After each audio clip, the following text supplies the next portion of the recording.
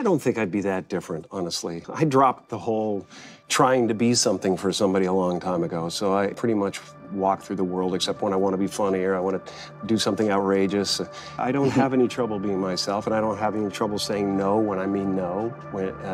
I don't feel there is a, pressing responsibility to please everyone.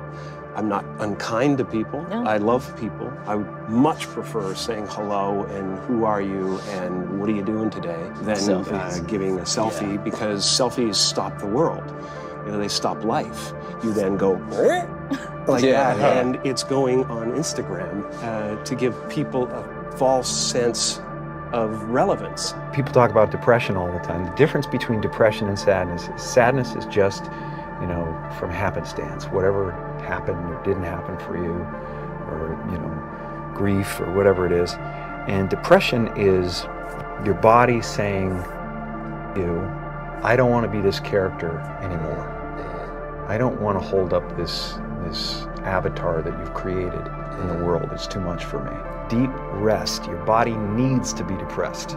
It needs deep rest from the character that you've been trying to play. I act because I'm broken in a lot of pieces, and acting gives me a chance to reconfigure those pieces into 1,000 different things that are positive for people to watch.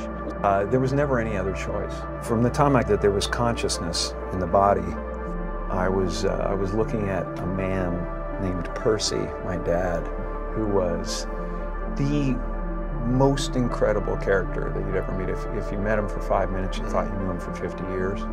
And he wrapped everyone that came into our house in stories and jokes, and I became his calling at a certain point. And he was always super behind me. But from the first time I can remember, him just lighting up the room, and him just like wrapping everybody in a story or whatever, and going, oh, that's the thing I want to do. That's what I want to be. My father could have been a great comedian, but he didn't believe that was possible for him. And so he made a conservative choice. Instead, he got a safe job as an accountant. And when I was 12 years old, he was let go from that safe job. And our family had to do whatever we could to survive. I learned many great lessons from my father, not the least of which was that you can fail at what you don't want. So you might as well take a chance on doing what you love. I watched the effect of my father's love and humor and how it altered the world around me. And I thought, that's something to do. That's something worth my time. It wasn't long before I started acting up, and people would come over to the house and they'd be greeted by a 7-year-old throwing himself down a large flight of stairs. They would say, "What happened?" And I would say, "I don't know. Let's check the replay." I'd go back to the top of the stairs and come back down in slow motion. Now, fear is going to be a player in your life, but you get to decide how much.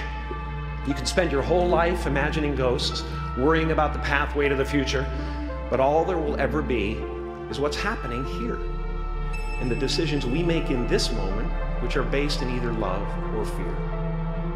So many of us choose our path out of fear disguised as practicality.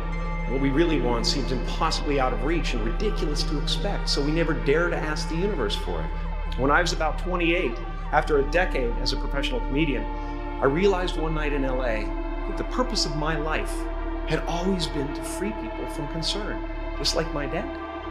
The only one I hadn't freed was myself, and that's when my search for identity deepened. I wondered who I'd be without my fame. Who would I be if I said things that people didn't want to hear? Or if I defied their expectations of me? And that peace that we're after lies somewhere beyond personality, beyond the perception of others, beyond invention and disguise, even beyond effort itself. You can join the game, fight the wars, play with form all you want, but to find real peace, you have to let the armor go. Your need for acceptance can make you invisible in this world. Don't let anything stand in the way of the light that shines through this form. Risk being seen in all of your glory. Your job is not to figure out how it's going to happen for you, but to open the door in your head. And when the door opens in real life, just walk through it. Don't worry if you miss your cue, because there's always doors opening. They keep opening. And when I say life doesn't happen to you, it happens for you. I really don't know if that's true.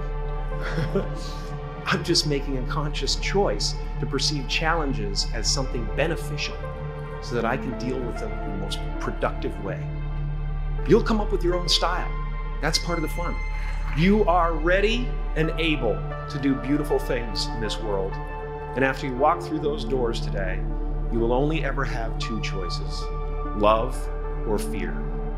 Choose love, and don't ever let fear turn you against your playful heart. What's happening right now inside everybody is they're going, who am I?